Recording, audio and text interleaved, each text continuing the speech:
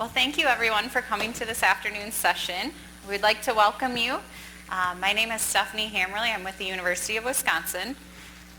First, we'd like to take a moment to thank our conference sponsors who are listed up here today. Without their support, this conference and the many NADA services to our members would not be possible. Today's program, Making a Magazine, the ins and outs and ups and downs of an institutional publication. I would like to welcome Jason Kosovski, Jill Brown, and Jennifer Shike. Thank you. So thanks everyone for coming to the second magazine session in a row. So so thank you for toughing it out if you were at the last one, which was spectacular. But this is our presentation about 3 institutional magazines. So I'm from Colorado State University. Jill is from the University of Nebraska, and Jennifer's from the University of Illinois. So we have 3 different perspectives on institutional publications. What works for us, what doesn't work for us, as the title suggests, the kind of ups and downs and emotional roller coaster that comes with magazine writing. So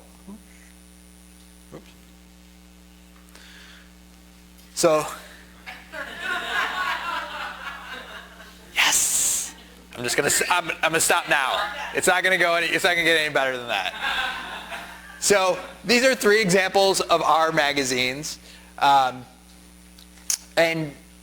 we're obviously all in colleges of agriculture that have very similar focuses. So you can see the different things that were featured on each of our covers. But magazine writing, at least from my perspective, but I think they agree with me too, takes a lot of time and energy and is draining. But the end product is usually very good. So this is our quote, "Dying is easy, magazine writing is hard." I think it was originally "Comedy is easy," or "Dying is easy and comedy is hard," or whatever. But this is a much better quote than that. So why do we use magazines? What benefit do we see from them? They maintain a connection to our stakeholders. Our stakeholders can be alumni. Our stakeholders can be industry. Our stakeholders can be donors. At least in our college, there's just one magazine that goes to all of those groups. So we have to kind of be conscious of all the different stakeholders that we have. It's a nice overview of your college, or in Jill's case, your institute. So I thought it was interesting, if you were in the last session, Eileen said that some people just didn't make the cut, and that's just the way it was, which is lovely. But that's certainly not how I am even allowed to approach it. So I do have a spreadsheet. I do keep score. I do notice how many pages are being devoted to particular units, how many pages are going to students, how many pages are going to research. So I think that's a refreshing perspective to have, but it doesn't necessarily always work, and I try to be as egalitarian as possible, especially since it's an overview of the entire college. What I like about magazines are that they allow us to tell a story. I think that our magazines focus more on a narrative as opposed to just communicating research or saying somebody won an award or saying somebody got a paper published. When faculty members come to me with a story, whether it's for the magazine or not, and their pitch to me is, I did a thing. And that thing might be they won an award, or that thing might be they got something published, or they got a grant. I say, okay, I'm very happy for you that you did your thing, but what is the impact of that thing? And I think the narrative in magazines allows for more storytelling, allows to get in greater depth about some of the things that our faculty members work on. However, I do make an effort to keep the stories relatively short, because we know people don't read big long stories.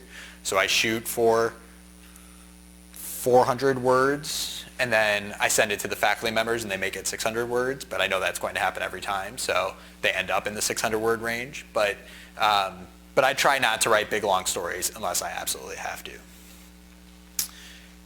Magazines are a bit of a black box. nobody knows what anyone does with a magazine. We don't know if they sleep with them under their pillow. We don't know if they put them on their coffee table. We don't know if they throw them out immediately.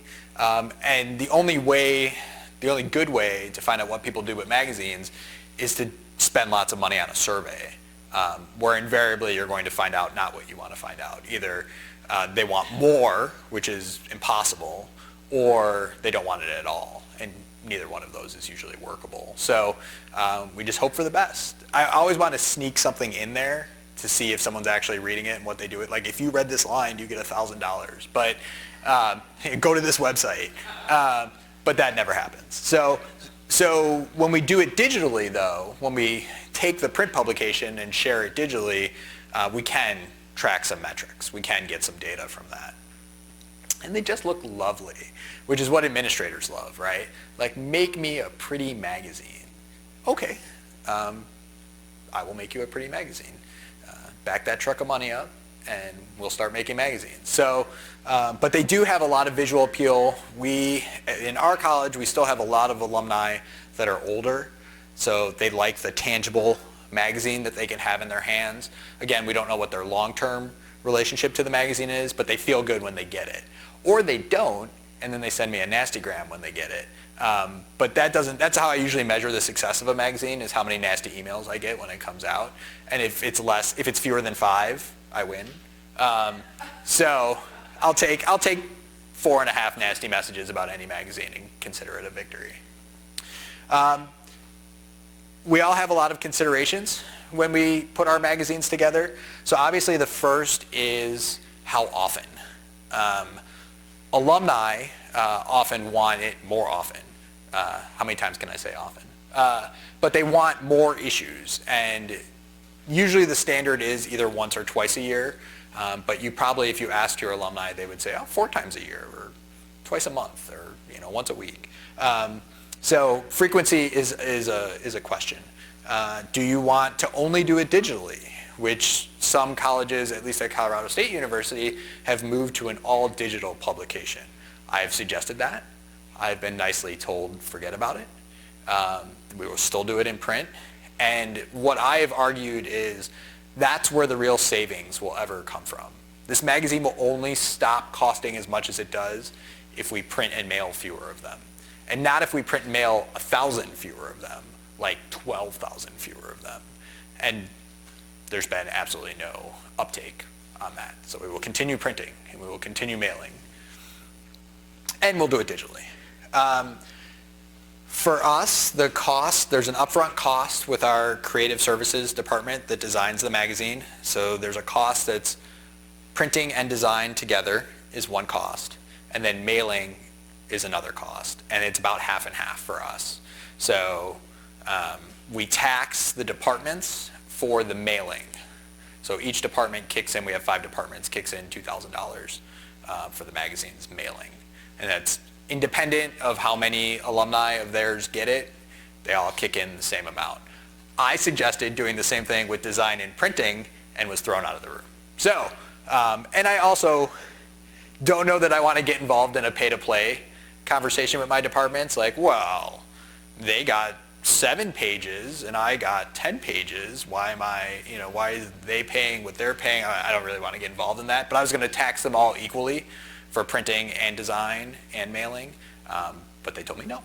So I said, okay, we'll keep paying for it the way we are. One of the things that I learned, so I inherited the magazine, I think you'll hear that from Jill and maybe from Jennifer. The magazine was somebody else's idea, and I took the job, and they're like, oh, by the way, you're doing 2 magazines a year. And I quickly changed that to 1 magazine a year. But I came in very naive about magazine production. So as it got closer to magazine time, I wrote to all the department heads, and I said, it's magazine time. What stories do you want in the magazine? And a lot of crickets chirped. It was just dead email silence. So I learned quickly that if I want to do a magazine, I need to develop the content and then share with them a kind of finished product and say, what do you think? Or at the very least, tell them these are the 5 stories from your unit that are going to be in this magazine. Is that okay, or do you have other ideas? Because otherwise, it'll never get done. So where do the story ideas come from? Where are we going to get pictures from? In my college, I am a one-man shop in all forms. So I do our magazine, our website, our PR, our social media, and some of this is repurposed content, but a lot of it is not. So I would say in our college, our magazine is probably 25% repurposed content from throughout the year, and then the rest of it is new content for the magazine that I have to write. So thinking about that as you put the magazine together is part of the struggle. And then, I just mentioned all the other things that I do. So how much time can I give to writing a magazine? So my predecessor did 2 magazines a year. She came from the newspaper world, so she was very excited to be doing magazines, but I firmly believe that's all she had time to do, was write magazines. And continually repurpose that content, or take repurposed content and put it in the magazine, but it was all magazines all the time. And for me, I want magazines to just be one component of all of our communications platforms. So that's why I can only devote enough time for one magazine. So I've said some of this already. We're at 1 magazine, down from 2. I do it in the summer, so I'm actually right now circulating the draft of this year's magazine. So we have it come out sometime in the summer, kind of a year review, so things that went on in the previous year, so we're backward looking. So then every time someone sees the magazine that's reviewing it for me, they see the date and they question it. So they just saw 2016, 2017, and I probably have 5 emails from people saying, no, it should be 2017, 2018. I'm like, no, it's a review, it's last year. I also sent it around, the pictures all have the phony text under it. And I sent it around, and I can tell you as of this afternoon, so I think I sent it to 33 people to review, people that were featured in the magazine. And I said, if you see a picture with funny text below it, I just need a caption for that picture. And I, as of this afternoon, had, I think, somewhere between 8 and 10 emails of people pointing out that there was Latin text or Spanish text. That's, yes, I know. Go ahead and fix that for me. But anyway. So we'll have a running bet by the end of the day to see how many emails I get of people pointing out that the text is not correct under the pictures. 12. That's the over-under, 12. We spend about $40,000 an issue. It's $20 to design and print it, and $20 to mail it, give or take. So that varies depending on the length of the magazine. The magazine right now is 48 pages, counting the covers. So, and that's pretty much what I shoot for. That lets me get all the departments in there and not make anyone mad. So that's what we spend. We print 15,000 and mail 12,000. So the mailing goes out to a lot like what Eileen just said. Donors of a certain level, graduates of a certain recency, other people we want to get to. So the development office develops that list. I just say, generate the list that you normally generate. It comes out to be about approximately 12,000 people. Then I want to have some left over, so it becomes a question of how many left over do I want? Well, printing 13,000 isn't going to be enough because it's a once-a-year magazine. Printing 14,000 might be enough, but the difference between 14,000 and 15,000 is like $100, so I might just give me the 15,000. So, and I think I'm sitting at maybe 5 boxes left. So that's not so bad. I'll take that. And we send them like to the National Western Stock Show, and we send them to events. If somebody comes in recruitment, they're having the state FFA convention now, so I gave them a box. So pretty much anyone that comes in that wants a box, I give them a box. So I think 15,000 is probably the right number, as long as I'm fairly liberal with how I give them out. Our creative services department at first would just give me a PDF and say, there you go, share that on Facebook. And a 48-page magazine via PDF on Facebook probably isn't the best thing. So I asked them to create me something digitally, and they said no. So there's this website, if you don't know about it, I don't have stock in their website or anything, but it's issue.com, and you can basically upload a PDF of a magazine, and it makes it into a digital magazine. It's got some ads embedded at the bottom, but who cares? And you flip through it. It looks and feels like a magazine. So that's what I've been doing for our digital distribution. You can pay more, so it's free. You could pay more to get more metrics. I'm not quite there yet in caring for those additional metrics. You get some very basic metrics, but you can get as many metrics as you want if you give them your money. So I feel that's a good digital distribution, much better than a single PDF that someone has to scroll through forever. As I mentioned, I give the leadership essentially the finished product and say, what do you think? And hopefully what they think doesn't involve adding one more page, because then I have to add 4. I always explain the sets of 4 to them, but nobody gets it. So, faculty members, I get their article to fit on exactly 1 page, and they're like, oh, here's another 400 words that I want added to that. I'm like, it's just not happening. So, but I try to avoid asking for iterative feedback because it doesn't seem to go anywhere. And these were the 3 issues I did of our magazine since I've been in this job. I'm coming up on my 4th year. And then this doesn't include the one that's circulating right now. So again, I also try to be egalitarian with who's on the cover so that different departments are represented, different genders. We actually have on this year's cover an underrepresented student, which is a first for our covers. Not that she was picked because she was an underrepresented student, but that's a first for us. So I think that's nice. And we always have students on the cover. So the second someone says put a faculty member on the cover, I'm just going to burn up the magazine and never do it again. So just that's not a path I want to go down. I think it could work, but I'll stick with students. So, and that's our intro shtick and my shtick, and Jill's up next. You know, when Jason asked about doing this publication, I said, yes, I would be happy to do a presentation between 2 wonderful trained professionals and do it on this is what I got stuck with, here's what I'm doing, what else can I learn from you all? So I'm like the middle person here to give you the reality check in case some of you are in my same situation. So I was hired into the Vice Chancellor's office to do external affairs. So I'm the registered lobbyist at the Capitol.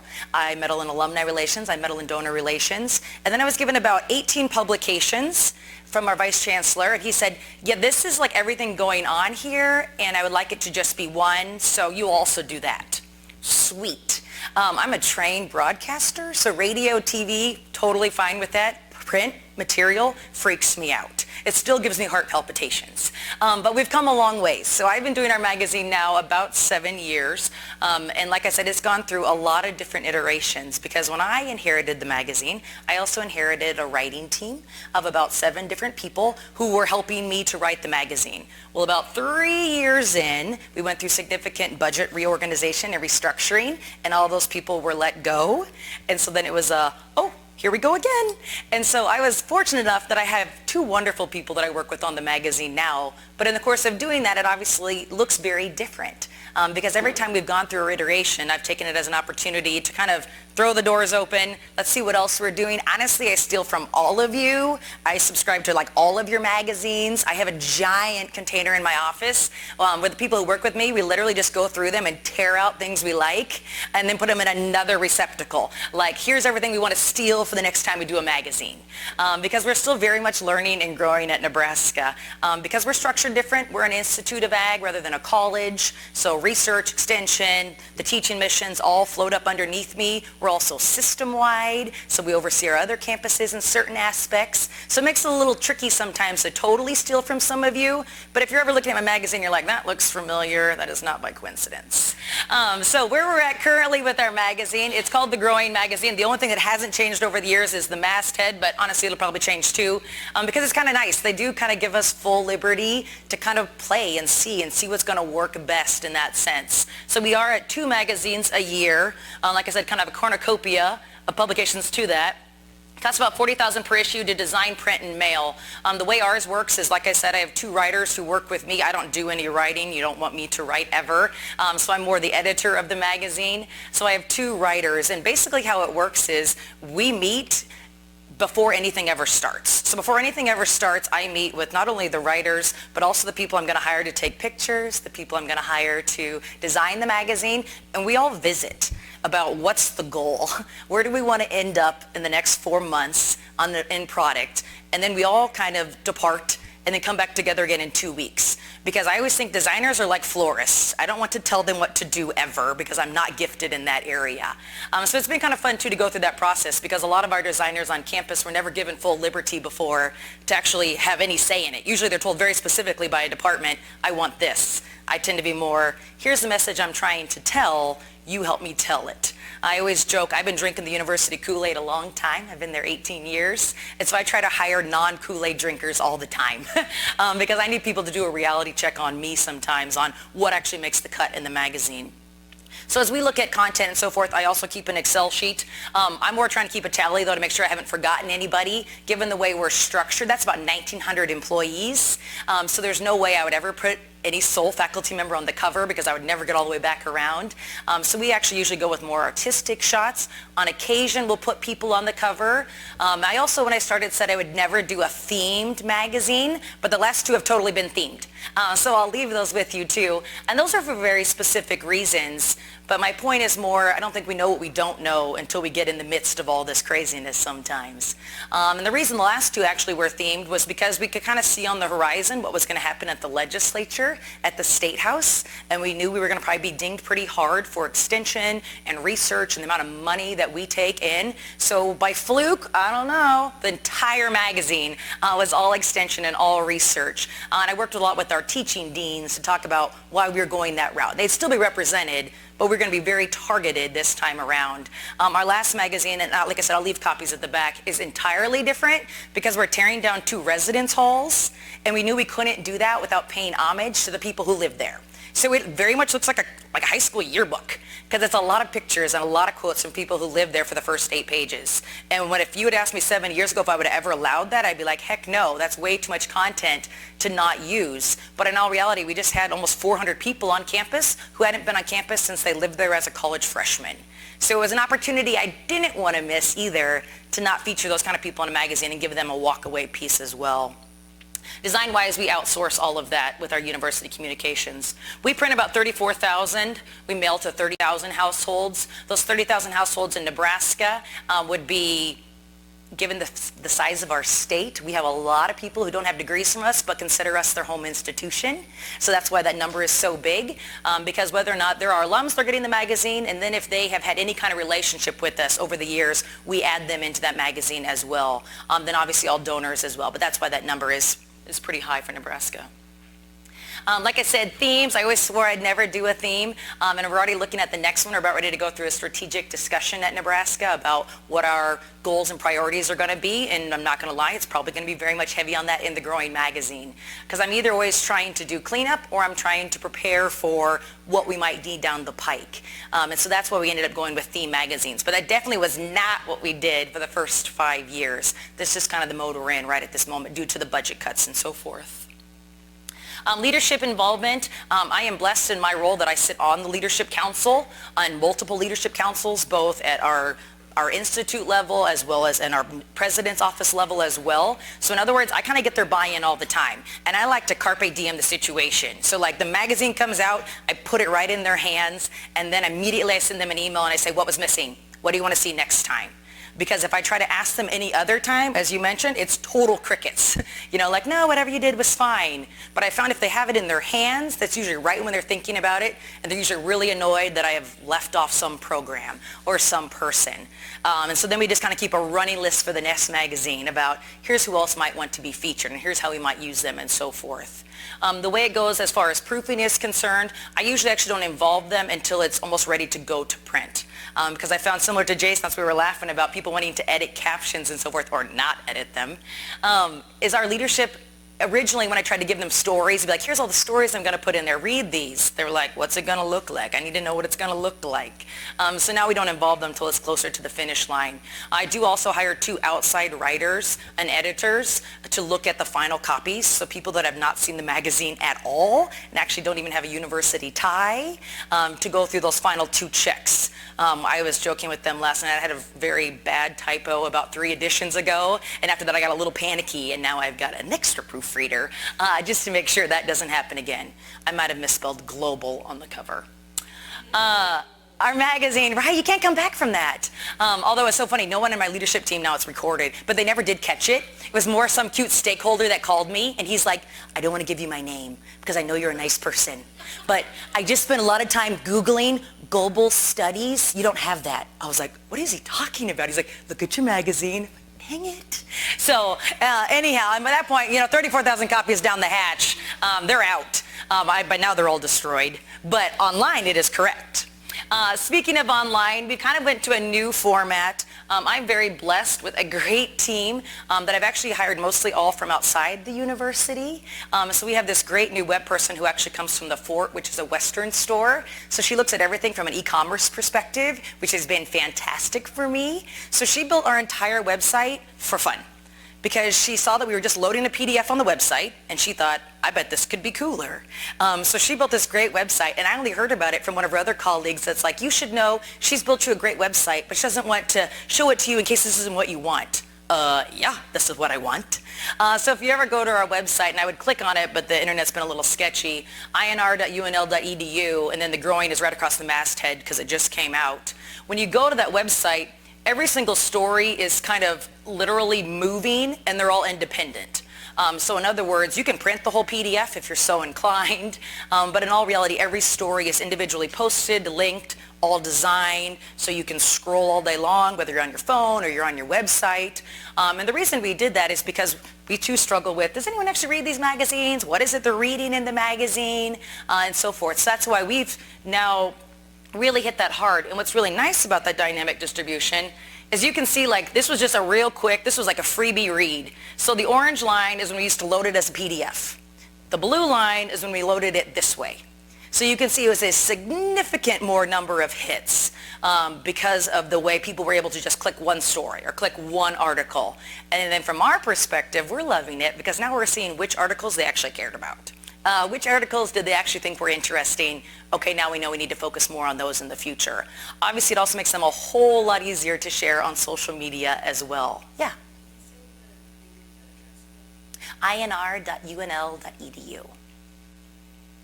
I'll happily shamelessly plug. She did really beautiful work, and she's a constant tinker, so she's always like, ooh, no, this could be cooler, this could be better, but it way exceeds any expectations I had for the way that website looks. So prior to that, though, this is the way we did social media shares, which honestly worked really well, too. So we had a student intern who designed all of these. So basically what we did is we pulled a quote out of every magazine, and then we just made this image like where you'd click through and go immediately to that page of the magazine. So honestly, that approach didn't hurt either.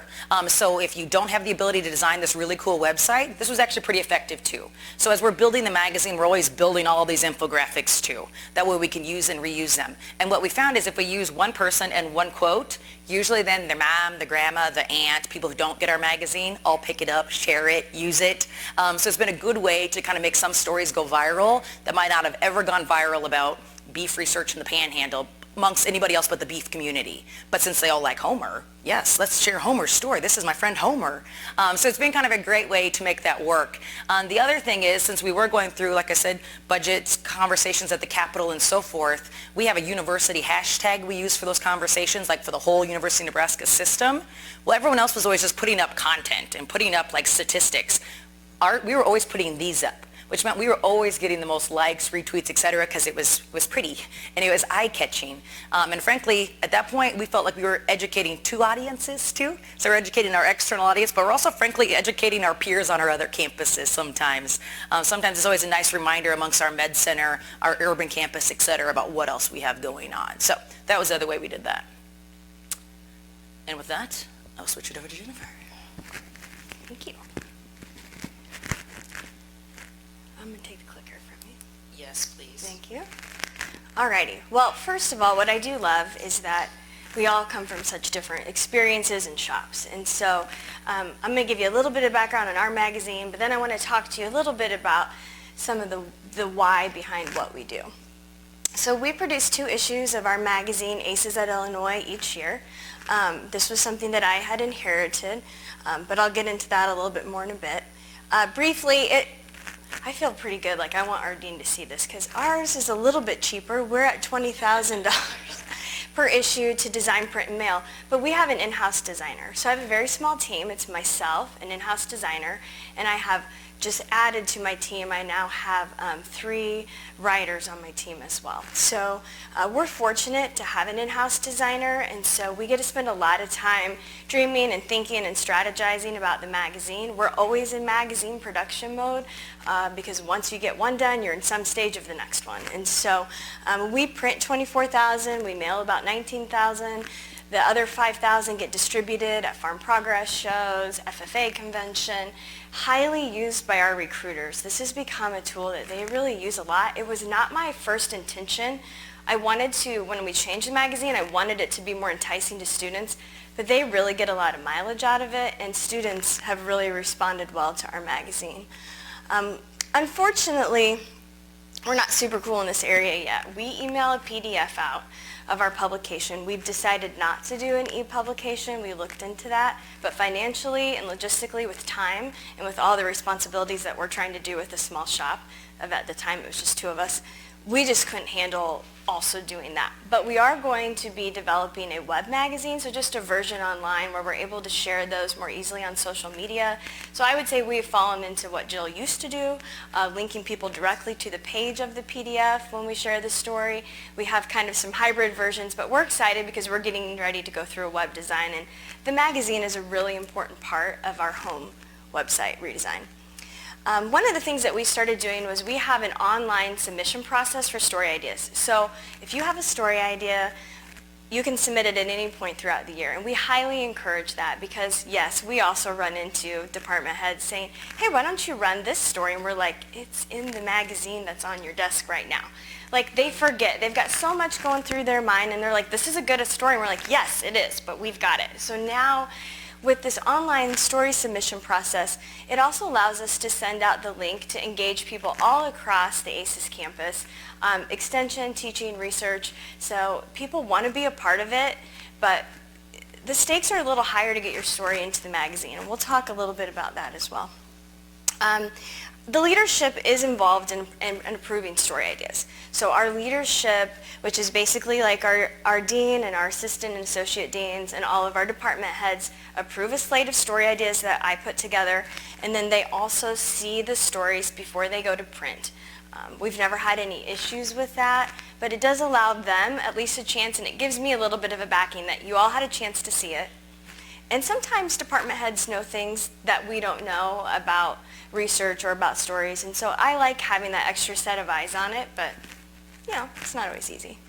So this was what the magazine was like when I inherited it.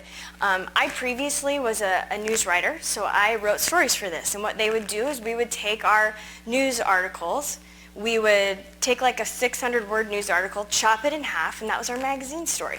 Very cookie cutter, you know, half-page story for everything. And quite honestly, like, I just don't think it was resonating with people. And so when that was something we took over, we decided we really wanted to change what our publication was about. So the first thing we needed to do was to clearly define who our audience was. And so the audience had primarily been alumni, but we also wanted to make sure that this was something that appealed to students, faculty, staff, stakeholders, donors, and friends of our college. You know, our audience was bigger than just an alumni publication. But our secondary audience is the University of Illinois campus, because one of the things that we need to do a better job of is speaking out across our campus. I don't know if any of you are in that boat as well, but it seems like it's easy to talk in your college. It's easy to talk to your external stakeholders, but sometimes it's hard to talk to the college across campus.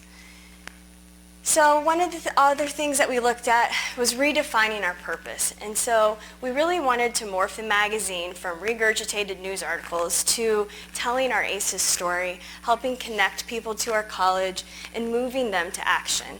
And so when you pick up our magazine, I hope that if you are a prospective student, you're motivated to want to be a part of that and apply.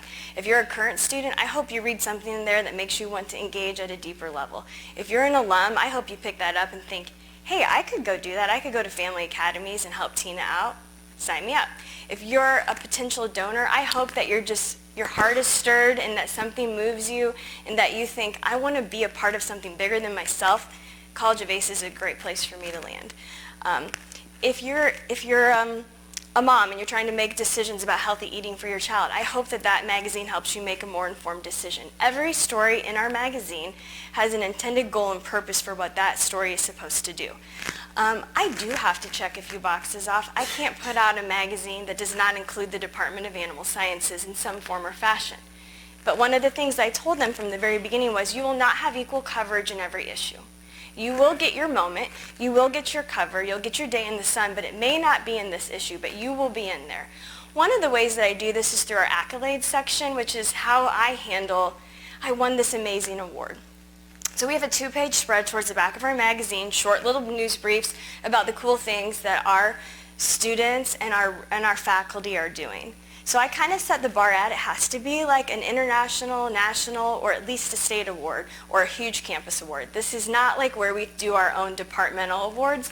For students, I want it to be a pretty big award as well. Like I want that to show the esteem and our reputation. And so that's what the accolades section is for us. The magazine is a huge way that we've worked to build brand awareness. So if some of you have ever heard me speak about our ACES branding journey, you'll know that a couple of years ago we really didn't have much of a brand identity. And so what this magazine helps us do is brand who we are and make sure that what we say we are is what we are, revealing to the public.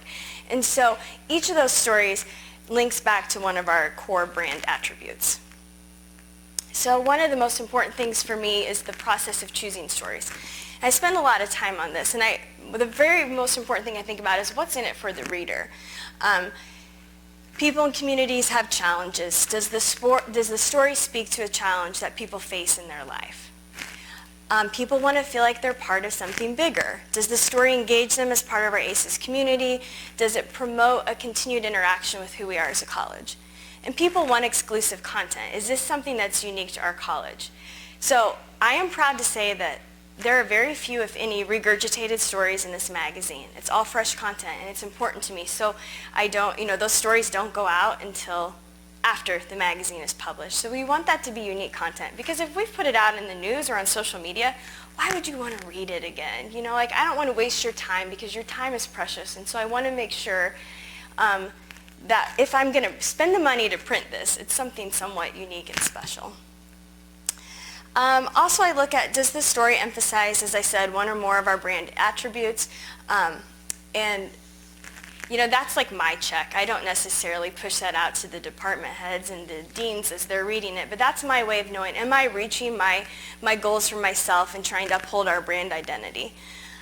We also look at, have all the angles been considered? So for us, if a story can talk about, as I'll steal Kirby, the circle of life, if we can have a donor touch, if we can have a student touch, if we can have a research, if we can combine multiple angles is what I call it, then it's an absolute win. If the story only addresses research, then it's missing the boat. In my perspective. We need to find some way to connect it to the bigger picture of our college and run those multiple themes throughout it. And so I feel like there's a lot of strategy that goes into our publication and what we're trying to get out. And I can back that up. I can back that up with people with questions. And does the story go beyond the facts, beyond the reporting, to tell the story behind the story? So when we created this, when I said, in my very, motivated, inspirational way, I want to know the story behind the story, I got looks like, what are you talking about? There's no story behind the story. This is my research. But if you really sit down, and one of the things I love about being a writer is I love interviewing people, and I love figuring out what makes them work and what makes them tick. So what we've been able to do is, like, I said, be on the lookout for these stories. So we had a student who really loved, who was very excited about doing research on sodium reduction. Okay, I'm sorry, I'm not that excited yet. The reason why she's interested in this is because her family has a history of problems with this, and her father recently passed away of a heart attack due to problems with sodium, and so now she's devoting her whole life to studying sodium reduction. That's kind of exciting to me because now we can talk about her research, but we can also talk about her personal family story. And if somebody's willing to share that with us, we're all in. One of my favorite stories that I had the opportunity to write was about Dexter Smith. He was a student that received the first scholarship that our students helped raise. So it's a scholarship for students by students. And this kid has an amazing story growing up on the streets of Chicago, and just, he had a really rough life, and this opportunity to get this scholarship totally turned his life around. And so this was just a really fun opportunity to tell a story about, this was a giving story, but it was a giving story that was secondary to the person, to the human interest of the story. And so, we all are faced with, how do we talk about giving? How do we talk about research? How do we talk about all these things that we're doing in a way that has more meaning? And so for us, this is what our dean calls the Heart Tug publication, and that's what we're really trying to do. We're really just trying to move people to action. So I'm turning it back over. Well, this is your slide. I got it. So I was a big Seinfeld fan, and when Elaine was at J. Peterman and she had to do the magazine, the J. Peterman magazine, if you may remember, the Urban Sombrero was on the cover. So Jerry called her and asked her how the magazine was going, and she said, "It's a peach." So that's what I always tell people, whether they get the Seinfeld joke or not. I always tell them the magazine's a peach. So that's our shtick. We can answer questions, we can talk about it, we can cry on each other's shoulders. There's a few copies. Either one. Have you ever considered doing looking at their age or something, just getting hard copies versus just digital? We have thought about, do we run the names in the database when we do the print mailing? And do we only mail it to people, over the age of 70, or, older or younger than that? But again, there hasn't been a lot of interest in reducing the number of copies that we mail. So I haven't run any numbers based on the open rates of the digital version. We haven't looked at the numbers of alumni based on age. If someone had taken me up on that and said, sure, we'll print and mail 2,000, then we would have run some numbers. But given they still want to mail 12,000, I haven't even bothered to look. We did, sorry. I was just going to pop in one thing. We did take a really hard look at our mailing list to try to narrow it down, and so our magazine only gets mailed to alumni who do not have email addresses, and then we send an email version with a note that says, if you'd like to receive a hard copy, let us know. So I probably get about 35 to 50 people each time who say, hey, I'd like to get a hard copy. And so we keep adding them to a special list and code them that way. But by doing that big cut, we were able to save a lot of money on our printing costs. And so now we feel like everybody's getting it, but not everybody is getting the added cost of having the paper copy.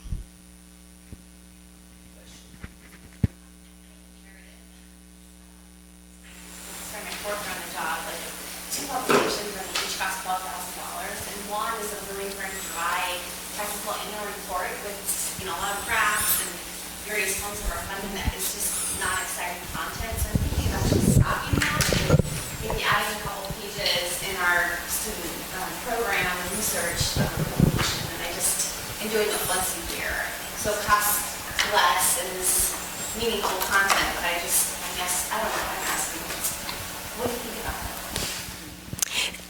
Well, I'll chime in on that, just a couple thoughts I have. I think that, is your college just one of those things? No. And so what I love is our magazine showcases extension, teaching, and research, and those are all the different groups that help pay for our publication. And so when we moved to one publication, back from having a bunch of different ones, that was kind of our goal. Was it really better showcases who we are as an entire college. I will say, on an added note, in case you ever see it and call me a liar, we do have a research publication. I would almost call it more of a research annual report, and that has just been added to my plate. And so I'm not sure exactly what the future of that holds, but it is very important to our college and to our faculty to have that research publication, because it has a different audience than our magazine. But I guess back to what you asked about, I think that's a great idea, and I think that's a great way to just show a better picture of what your college is all about and save money.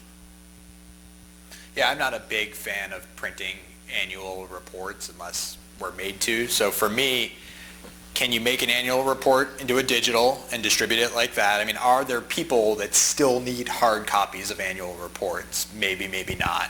And then can you take some of that content that's in the annual report and work it into the magazine and represent it in that way? So if you can do either of those or even both of those, then maybe you can get away from printing a separate annual report. Yeah. Question for you, Jason. Can you give me a ballpark on digital costs as well as sort of the circulation of it? How many?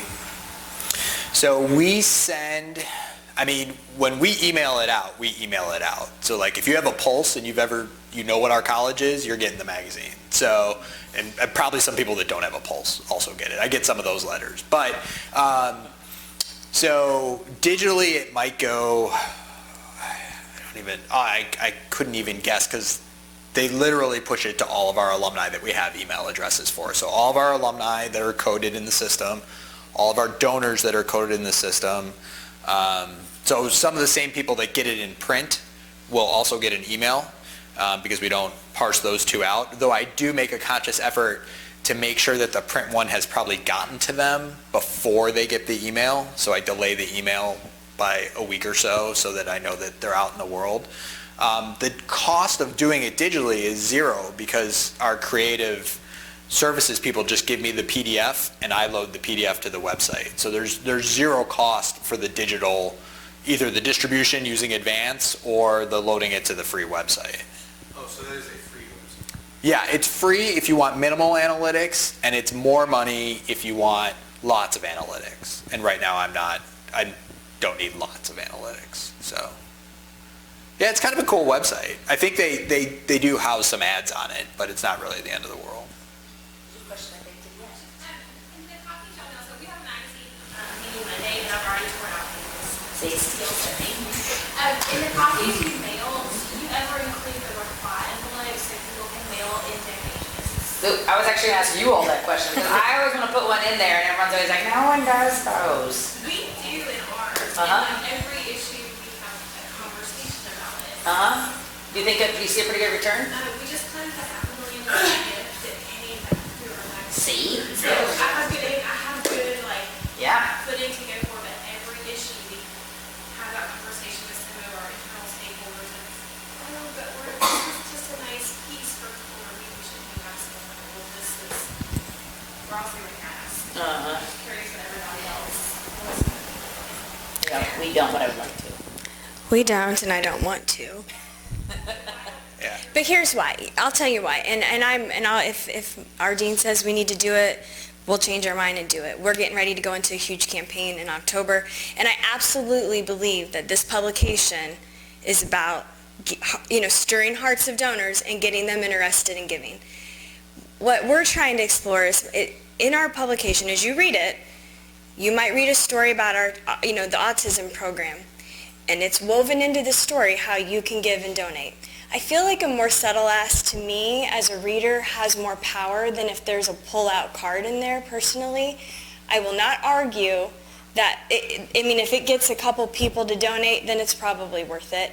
But I'm trying to build you as a loyal fan and a believer of our college, and I just want you to be one of our biggest fans. And I'm not here to try to ask you for money. up front.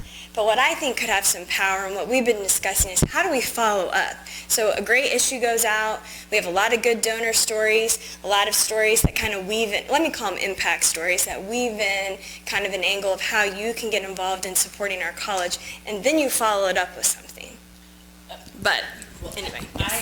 I would like to take a bit of a spiel on the normal blow-in and do a time, talent, treasure kind of blow-in. You know, like, so do you have a student that you would like to recommend for our college? Would you like to give money to our college? Would you like to buy a brick in the court? You know, kind of make it like a, hey, we want to hear from you. How would you like to, you know, and kind of let it be a plethora of choices. Because what was interesting, like I said, we just hosted this huge reunion of people who hadn't been on campus in years. And I mean, we sold 20 bricks immediately, just because they didn't know we were doing bricks. Granted, it's been the magazine every time, but you know what I mean? Maybe they just needed that one more kind of reminder. So that's why I was more curious about that blow-in. I also shamelessly leave the magazine everywhere. So I'm on a plane, I'm going to drop them in every seat pocket. I'm at a doctor's office, I'm going to slide one in there with people. So in other words, I would harbor to guess there's some people who get the magazine, and this happens all the time. People will message me and be like, I found your magazine at the dentist. Can I subscribe? Well, of course you can subscribe. We're also I think we're pretty clever. Some people think that's too cheesy. But on the inside cover too, I also put in a disclaimer like, did you get to share with a friend? Because no matter how much we work on that database, if you own a company and you're an alum of ours, you're still going to get to because of the way our foundation system works. And it's been funny because of that line in there. We get all kinds of funny things too, like, my friend shared your magazine with me. Can I get added? Of course you can. So it's just been kind of some of those cheekier things sometimes. You just don't know until you do it. So that's why I'm intrigued by the blow-in, just because sometimes I'm wondering, maybe that person on the Southwest flight totally now wants to get my magazine. Maybe they spit their gum in it. I don't know. And I'm the middle of the road of these two spectrums of for it and against it. I don't care. But I don't our want to be on development video office- saying I'm against it. Right. Our development office didn't want it. I offered it. They pay for half the magazine, so the dean's office pays for half and development pays for half. And I said, do you want to put one of those little cards in there to ask people for donations? And they said no. And I said, okay, easy enough. Doesn't matter to me. I don't have a strong opinion one way or the other. You know your audience, I think, and we're sending this out to a lot of, it's not just an alumni magazine. So I think if you have just an alumni magazine, that's a different audience than one that you're sending to prospective students to and trying to pitch out to, you know, just, we have a very wide appeal to our publication. So, and I send it to the dentist office. So, library, Western stores. Hey, I found it in the barber shop, so I kind of go do tests every once in a while and I flip through their magazines. Exactly. Do you guys have any student-produced magazines on your campus that you are not trying to compete with, that they're producing as a project, or is that anything in your wheelhouse? I have students who write for it, and I have students who take photos for it. So the one thing about us is that I don't have a very big budget to be able to hire. I could never hire a photographer for like what some colleges could do. But I'm excited because my students have taken photos for the cover and the back cover that have given them portfolio pieces that are beautiful. And I take a lot of pride in when our staff can produce some of these things. This is a photo that was taken by one of our staff. And so, but I try to engage students however I can, but we don't have any students that we compete with or publications by students. Yeah, we don't have any that I know of, other than like an occasional newsletter that comes out from a department that a student group might put out. Yeah. Is your distribution list for your publication the same as maybe the newsletter that you do as well? For us, it probably would be. So the short story at CSU is we have Advance. So Advance controls all of the alumni emails, or our central office controls all those emails through Advance. And Advance, through Seed Distributor, makes really awful looking newsletter emails. So we said to them, we would like all of those email addresses so that we can then use MailChimp or whatever. And it wasn't just our college, it was all the colleges. And they said no. So it took them a few years, but they have now developed a newsletter tool that works with Seed Distributor and Advance that actually looks nice. I think it's being made in like Romania or something.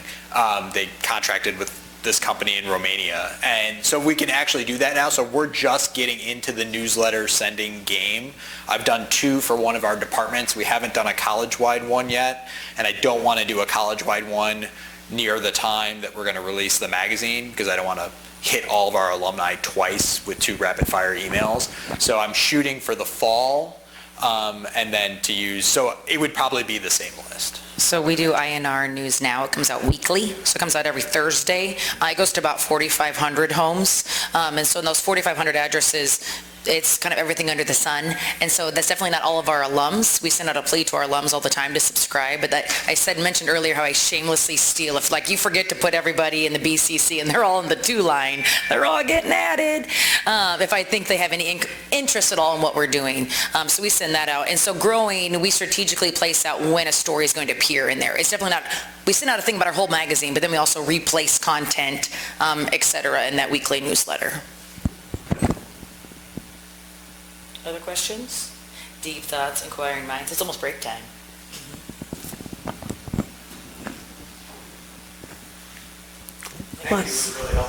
Thanks for coming. Thank you, guys.